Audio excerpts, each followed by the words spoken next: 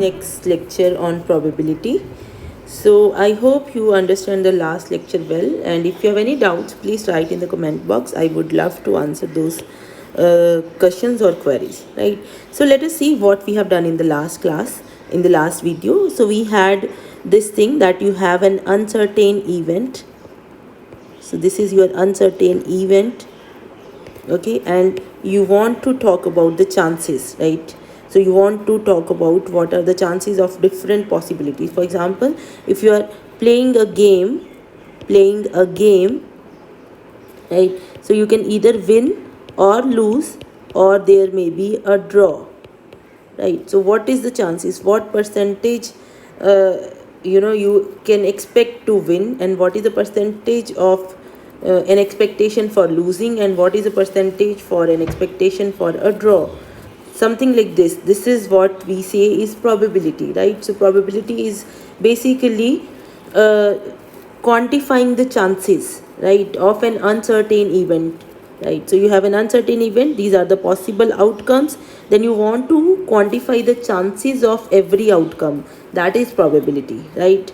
And I told you that you have an uncertain event, right? You have an uncertain event, you want to bring mathematics for the calculation. So what we do, we make a mathematical model of this uncertain event. That mathematical model we call as a probability model. We will take a very simple example. For example, we will keep our uncertain event as tossing a coin, right? So we know that when we toss a coin, a fair coin, we can either have a head or we can have a tail, right? And correspondingly, we will have a probability model.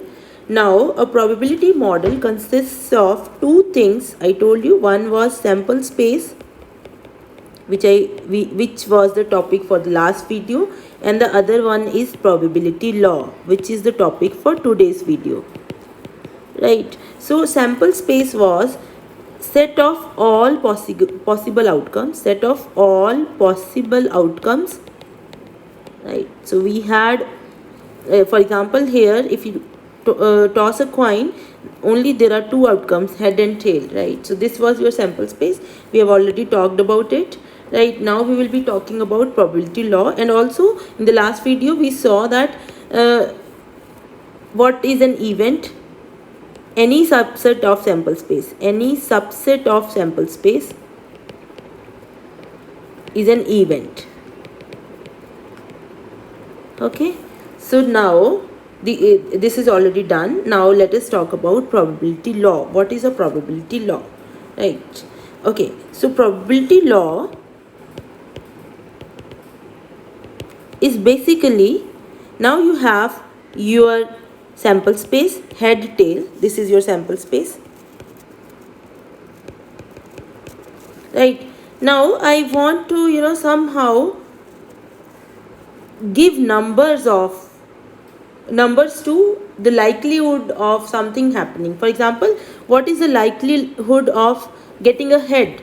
What is the likelihood of getting a tail, right? So what I will do, I will just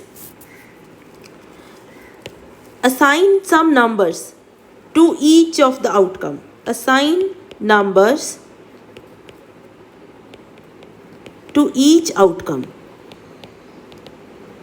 Okay, so this assignment of numbers is a probability law, right? So I want to just go from this sample space to a set of numbers. This is my set of numbers. How this set will look, I will tell you in a moment. So this association which brings us from sample space to a set of numbers. Why set of numbers?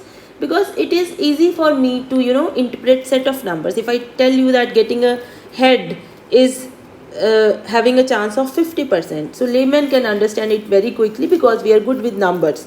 So that is why this is our aim, that go from here to a set of numbers. So that association from sample space to a set of numbers is your probability law. Now the next question is, what are the properties of this set of numbers, right? So this we denote it like this. Suppose you have this probability law, we denote it like this: P of A, where A is any event, right?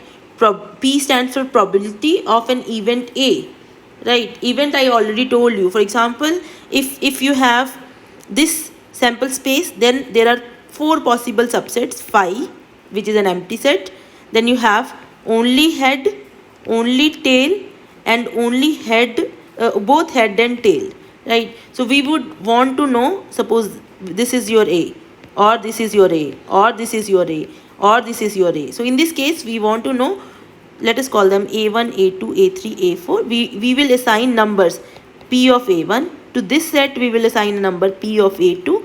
To this set we will assign a number P of A3. And to this set we will assign a number of P of A4. So this is my probability law.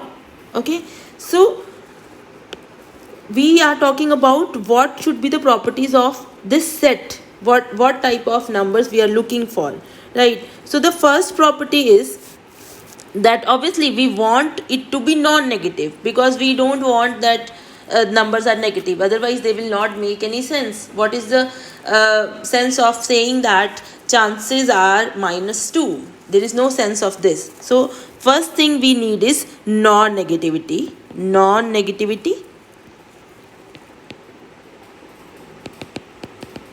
It means that we want probability of A should be greater than or equal to 0. Okay, for every event A. So these are the properties your law should satisfy. This is how you will choose your P. Okay, so you can think of P as a function. Mapping the events to numbers, and there are some conditions on that P. So the first condition is that P of A should always be greater than or equal to 0. It can be 0. And the second one, we call it as additivity. So obviously we want that if there are 2 events, say A and B, and we are looking at the probability of A union B, we want it to be the sum of probability of A and probability of B, provided A and B are disjoint. So if A and B are disjoint, it means that they don't have anything in common, disjoint events, then we want probability of A union B should be equal to probability of A plus probability of B. Indeed, we want if A1, A2, A3, the sample space can be infinite also, are infinite disjoint events, then we want probability of union of I from 1 to infinity AI is equal to sum of probability of AI's I from 1 to infinity, right? This is intuitive. You can think of this. If you have, suppose you are saying that probability of head is say half, and probability of getting a tail is half. Then if I ask you what is the probability of getting either a head or a tail, so obviously it is half plus half 1. So that is why we want this additivity property, right? And the third is, this is for making our life easy, we call it as normalization. So what is this property? This says that we will the probability of entire sample space is equal to 1. So let us denote the sample space with omega, right? So we say that probability of entire sample space is 1.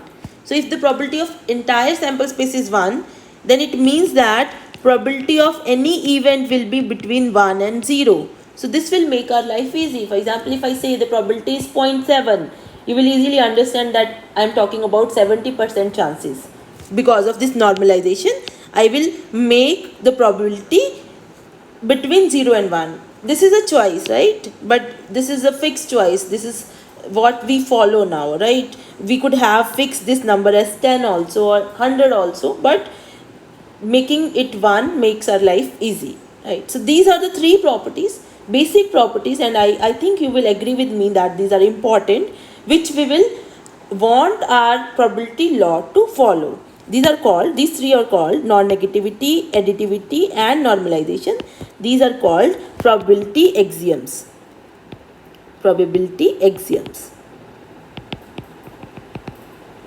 Right? So for example, here in this case, what I can do is, because I have an intuition that there is a chance of 50% for getting a head and there is a chance of 50% of getting a tail. So what I can do, I am assigning, this is my sample space, head and tail. Then I go to the set of events, all the events, phi, head, tail, head, tail. Okay, then I am assigning 0 probability to this. This is my P, right? So if this A1 is phi, then I am assigning probability of A1 is 0. If A2 is only head, then I am saying probability of A2 is 0.5. And if A3 is only a tail, then I am saying probability of A3 is 0.5. And here I am saying A4 is head and tail, so I am saying probability of A4 is 1.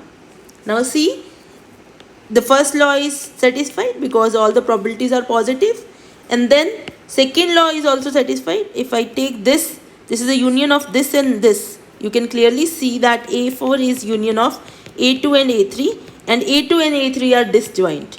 A2 and A3 are disjoint, right? So you can see that probability of A4 is probability of A2 plus probability of A3. So the additivity property is also there, and then normalization is also there because I have assigned 0.5 probability to this, 0.5 to this, and A4 is nothing but whole of the temporal space. This is omega, right? A4 is omega. So this is the probability of omega. I am saying that this is 1. So this will work as a probability law. Why? Because it is satisfying all the axioms which I have set for my probability law. Is that okay? So how we will decide this probability law, that we will be discussing in the next video. But now we will see what is the intuition behind this probability law. What exactly we can think of, right? That like what it is doing. So you can think of, first of all, there are two, interpretations. So I'm telling you, you think of that this is your sample space, right? So let me take, because that will make things easier. So let me take, here I'm taking my experiment to be throwing a dice. So the possible outcomes are 1, 2, 3, 4, 5 and 6, right? So think that you have 1 unit mass, and you scattered it everywhere. So this yellow, what I am doing is 1 unit mass. This yellow is 1 unit mass, right? So what will happen, that every outcome will get some mass. So in this case, because every outcome is equally likely, so every outcome here will get a mass of 1 by 6, 1 by 6, 1 by 6, 1 by 6, 1 by 6, 1 by 6. Do you understand? What I am saying is, you take 1 unit mass and you scatter it on your sample space. So each outcome will be associated with some mass. It is not always true that it will be uniformly distributed because it depends on the experiment. Now, for any event, for example, I want to know what is the probability of 2, 5. So what I will do, what is the probability of 2, 5 is this. So that is 1 by 6 plus 1 by 6, that is 2 by 6. So if I call what is the probability of 2, 6, 3. So that will be 1 by 6 plus 1 by 6 plus 1 by 6, that is 3 by 6 and so on.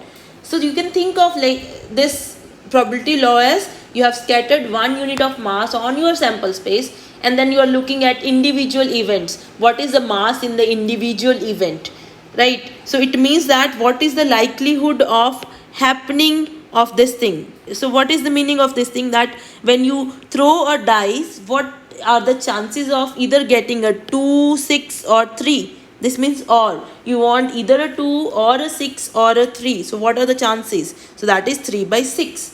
You got it? So it means that we are looking at chances or expectations or likelihood. So that is what I told you, that probability is just mathematically quantifying the likelihood of occurrence of an event, right? So that I think is clear to you now, right? So this is the first interpretation, and there is a second interpretation too.